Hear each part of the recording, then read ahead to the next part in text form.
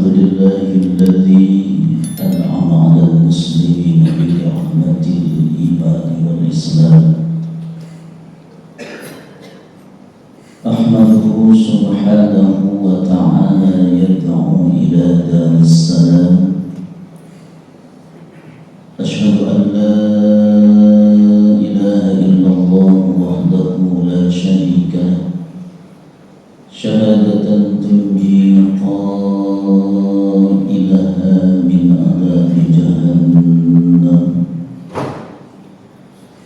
وأشهد أن محمدا عبده ورسوله وحبيبه وخليله سيد الأنام. اللهم صل وسلم وبارك على سيدنا محمد صلاة وسلاما أفوز بهما بأنواع النعم والفضل والكرام. أما بعد فيا عباد الله اتقوا الله واشكروا على نعمه التي يجب أن تقابل بالشكر العظيم، نعمة الهداية الإسلام. وقال الله تعالى في القرآن الكريم: أعوذ بالله من الشيطان الرجيم، بسم الله الرحمن الرحيم، واستعينوا بالصبر والصلاة وإنها لكبيرة إلا على الخاشعين. وقال أيضا في آية أخرى: قد أفلح المؤمنون الذين هم في صلاتهم خاشعون. صدق الله العظيم. Hadirin jamaah salat Jumat Masjid Nurul Islam yang hadir pada siang hari ini yang saya muliakan, melalui mimbar yang mulia ini dalam durasi yang sangat singkat dan terbatas ini, saya mengajak khususnya diri saya pribadi dan panjenengan yang hadir pada siang hari ini, marilah yang utama dan yang paling utama kita tingkatkan ketakwaan kita kepada Allah Subhanahu wa Ta'ala, tentunya dengan sebenar-benar takwa kepadanya, yaitu dengan jalan melaksanakan perintahnya dan menjauhi larangan. Yang paling tidak kita harus banyak mensyukuri atas segala nikmat yang Allah berikan kepada kita. Sebab begitu banyak nikmat Allah sampai detik ini, saat ini Allah berikan kenikmatan yang tiada taranya pada kita berupa melekatnya nikmat iman dan Islam. Sehingga dengan melekatnya nikmat iman dan Islam inilah Allah gerakkan hati dan langkah kaki kita untuk bersama-sama hadir di Masjid Nurul Islam yang kita cintai ini, dalam rangka untuk melaksanakan satu kewajiban yang sangat mulia di hadapan Allah, ibadah sholat Jumat. Alhamdulillah, summa alhamdulillah. Para hamba Allah yang dimuliakan oleh Allah, tema sentral kita saat ini 3 tips menuju sholat khusyuk. Mudah-mudahan 3 tips ini bisa saya laksanakan, bisa saya jelaskan dengan singkat. Ada orang yang beranggapan bahwa khusyuk itu fokus, sehingga kalau tidak fokus dianggap belum khusyuk. Ada orang yang beranggapan bahwa khusyuk itu konsentrasi, sehingga kalau belum konsentrasi dianggap sholatnya belum khusyuk. Karena Allah yang saya muliakan, kalau khusyuk diterjemahkan, diartikan dengan fokus dan konsentrasi, maka tidak ada satupun di dunia ini yang bisa melaksanakan dengan khusyuk, termasuk Rasulullah. Sebab beliau suatu saat pernah mengimami para sahabat, dan di saat beliau sedang sujud, punggungnya dijadikan kuda-kudaan dengan cucu tercintanya Hasan dan Husain. Sehingga di saat beliau sujud, lama sekali sujudnya, sehingga saya sholat, sahabat bertanya, ya Rasulullah, kok tumben sujudnya begitu lama? Rasul mengatakan, maafkan saya wahai sahabat-sahabat dia menggunakan punggungku sebagai kuda-kudakan. Itulah kenapa tadi di saat aku sujud lama, karena punggungku dijadikan kuda-kudaan dengan cucuku Hasan dan Husain. Dalam keadaan sholat, beliau masih mampu menyenangkan cucu-cucunya. Saat itu beliau tidak fokus. Saat itu beliau belum konsentrasi. Apakah sholat beliau tidak khusyuk? Tidak, sholat beliau khusyuk. Lalu apa yang disebut dengan khusyuk? Para ulama mengatakan al-khusyuk, al-khudu' wa tawadu. Yang dikatakan khusyuk itu kepasrahan secara total, pasrah dalam totalitas pasrah kepada Allah, wa tawadu yang disertai dengan sikap rendah hati. Inilah tantangan buat kita. Bagaimana sholat kita mampu menciptakan pasrah secara total. Bagaimana di saat sholat perlu kalian jenengan sudah tidak lagi memikirkan yang lain kecuali Allah, tidak lagi memikirkan dagangan, tidak lagi memikirkan kantor, tidak lagi memikirkan urusan-urusan dunia selain diri kita dengan Allah.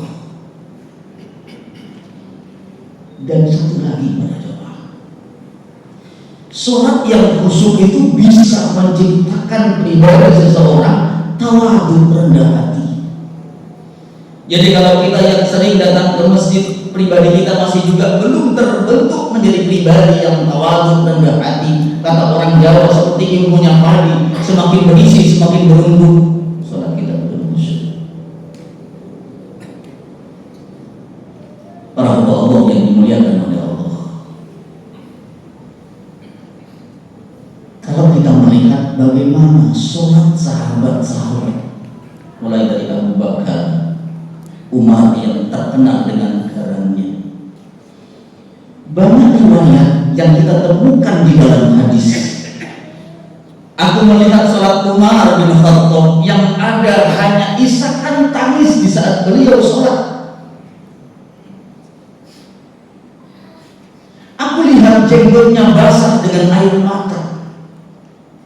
Bagaimana sholat Imam Ali karramallahu wajhah? Jangankan di saat sholat, di saat wudhu beliau nangis basah dengan air mata. Air mata berlinang di pipinya, mengalir. Ketika sahabat bertanya, apa yang menyebabkan engkau menangis wahai kami? Aku khawatir, aku yang banyak dosa ini, takut dan khawatir sholatku ditolak oleh Allah.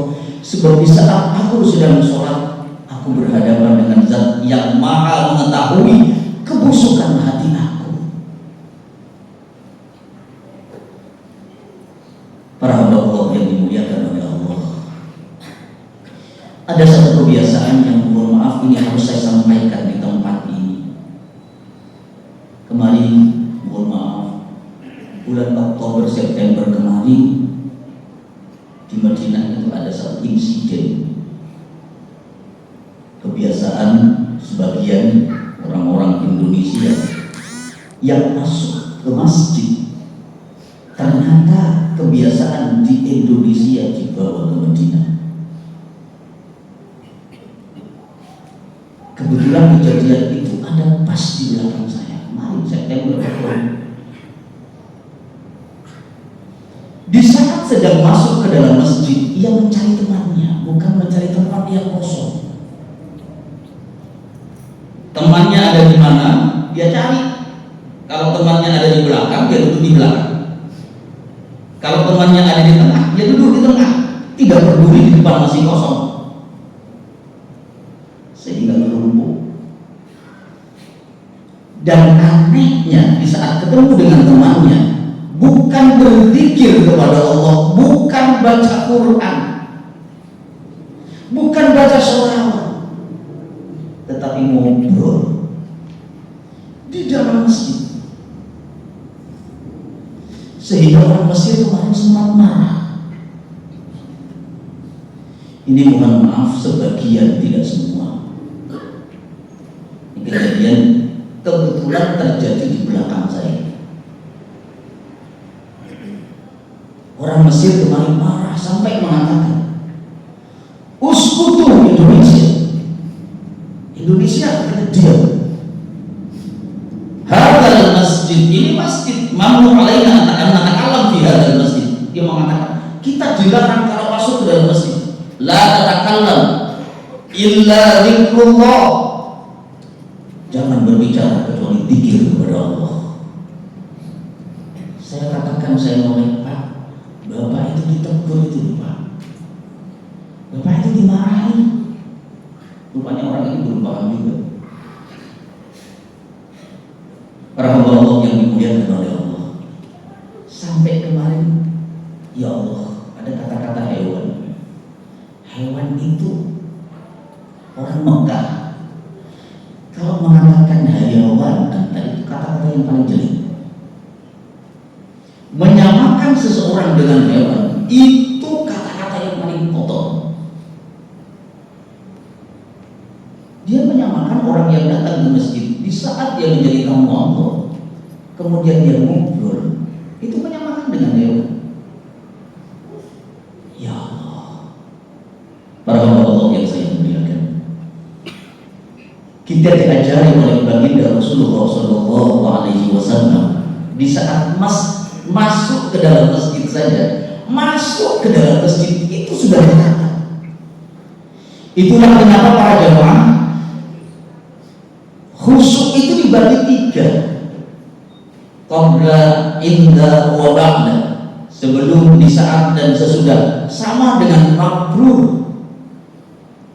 Saya kemarin menyampaikan manasik di Masjid Agung Surabaya. Saya sampaikan para calon tamu-tamu Allah, mohon maaf banget. Ustaz Maafi menyampaikan, tolong dicatat. Bagi panjenengan yang tahun ini berangkat haji, tolong belajar baca Al-Quran yang belum bisa baca Quran. Sebab ketika saya suruh di antara 150 jamaah calon jamaah haji tahun 2025, tolong acung tangan siapa di antara panjenengan yang sudah bisa baca Quran. Ternyata cuma 30%, ya Allah. Kurang lebih 30%. Kalau 100 orang yang bisa baca Quran cuma 30. Ada yang tanya, Ustaz, apa kaitannya dengan mampu dengan baca Quran? Dengarkan baik-baik sebenarnya. Kalau panjenengan datang ke Mekah dan Madinah, di Mekah dan di Madinah itu tempat turunnya Al-Quran.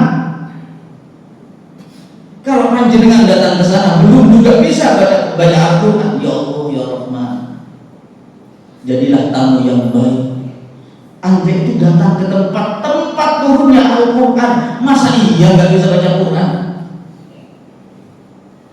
Dan satu hal lagi, jawaban saya, salah satu syarat dan rukun sholat itu adalah baca Quran, surah Al-Fatihah. La sholata liman lam yaqra bi Fatihatil Kitab. Tidak akan sempurna sholatnya, bahkan batal sholatnya orang yang tidak sempurna baca Quran surah Al-Fatihah. Lalu mereka yang tidak baca Quran gimana sholatnya? Padahal ketika kita berada di Madinah, kita melaksanakan arba'in, 40 waktu kita melaksanakan sholat tepat waktu, jangan terlambat. Bagaimana hukum arba'in? Di saat 10 kali jaringan sengaja tidak bisa baca Al-Quran, saya sampaikan, silahkan kursus di Al-Falah, masih ada waktu. Kurang lebih 5 bulan ke depan Anda masih punya waktu untuk belajar. Dan di antara 150 jamaah yang saya sampaikan itu, yang tertarik baca Al-Quran, yang tertarik belajar Al-Quran itu cuma 1-2. Ya Allah, para hamba Allah yang dimuliakan oleh Allah, inilah kenapa khusyuk itu dimulai sebelum sholat. Orang yang khusyuk pantang bagi dia untuk terlambat sholatnya, pantang bagi dia untuk terlambat, datang terlambat. Makanya orang yang khusyuk itu akan mempersiapkan diri sebelum adzan berkumandang untuk mengenakan baju yang terbaik, pakaian yang terbaik. Sebab rasa syukur kita kepada Allah adalah ketika menghadap kepada Allah, berhadapan dengan Allah, kita menggunakan busana yang terbaik. Kalau kita jadi tamu presiden, apa yang kita lakukan? Apalagi jadi tamunya Gusti Allah. Para hamba Allah yang dimuliakan oleh Allah, dan khusyuk di saat melaksanakan sholat. Khusyuk inda sholat. Khusyuk di saat melaksanakan sholat ini panjang bahasannya. Tetapi yang terpenting bagaimana kulo kalian jenengan memaknai, menjiwai doa-doa di dalam sholat. Jangan sampai doa-doa kulo kalian jenengan kosong, belum memahami makna sholat, doa-doa dalam gerakan sholat. Dan yang paling penting para jemaah, khusyuk ba'da sholat, khusyuk sesudah melaksanakan sholat. Bagaimana pribadi kita karena sholat, dampak sholat mampu menghantarkan pribadi kita menjadi pribadi yang tawadhu di hadapan Allah. Inilah salah satu doa yang diajarkan oleh Rasulullah ketika kita berdoa, doa iftitah, inni wajjahtu wajhiya lilladzi fatharas samawati wal arda hanifan muslimah. Kuhadapkan wajahku kepada Zat yang menciptakan langit dan bumi, hanifan muslimah, dengan penuh ketulusan dan kepasrahan. Jadi sholat itu tulus dan pasrah, pasrah dan tulus. Itulah sholat yang khusyuk. Para jemaah yang dimuliakan oleh Allah, maka dari itu, ayo mulai sekarang kita melatih diri untuk menjadi pribadi yang khusyuk, untuk tidak lagi datang ke masjid dalam keadaan terlambat. Karena khusyuk sebelum sholat pantang terlambat. Orang kalau sudah terlambat sholatnya, itu sudah tidak termasuk bagian dari khusyuk melaksanakan sholat. Dan yang kedua, ayo kita jiwai doa-doa di dalam sholat. Setiap gerakan kita maknai, tidak hanya sekedar lisan, tetapi itu mempunyai kekuatan yang bisa menghantarkan hati, bisa menggetarkan hati. Di saat kita sedang takbir, rukuk, iktidal dan sujud, kita harus tumakninah, ada ketenangan di balik doa-doa itu. Dan yang paling penting, ketika kita sudah melaksanakan sholat, pribadi kita menjadi pribadi yang baik, menjadi pribadi yang santun karena dampak sholatnya. Mudah-mudahan kita termasuk golongan yang seperti itu. Amin. Allahumma amin. Bismillahirrahmanirrahim. Wal 'asri innal insana lafi khusr illa alladziina aamanu wa 'amilus shalihati wa tawassaw bil haqq wa tawassaw bis sabr. Barakallahu li wa lakum fil Qur'anil 'azim wa nafa'ani wa iyyakum bima fihi minal ayati wa dzikril hakim wa taqabbal minni wa minkum tilawatahu innahu huwas samii'ul 'aliim. Aqulu qawli hadza fa astaghfirullah li wa lakum ولسائر المسلمين والمسلمات والمؤمنين والمؤمنات فاستغفروه إنه هو الغفور الرحيم.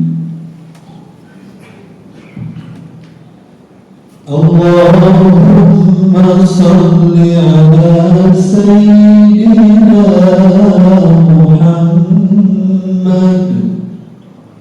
وعلى آل سيدنا محمد.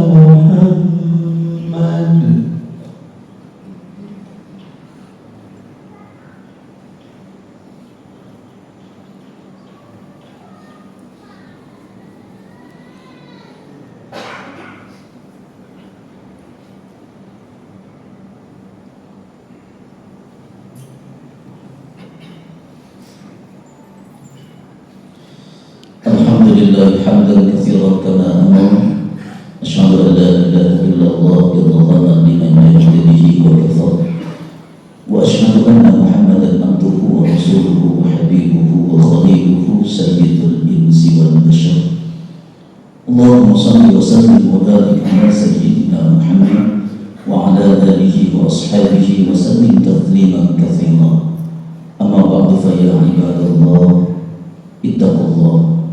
اتقوا الله حق تقاته ولا تموتن إلا وأنتم مسلمون. إن الله وملائكته يصلون على النبي يا أيها الذين آمنوا صلوا عليه وسلموا تسليما. اللهم اغفر للمسلمين والمسلمات والمؤمنين والمؤمنات الأحياء منهم والأموات إنك سميع قريب مجيب الدعوات وقاضي الحاجات.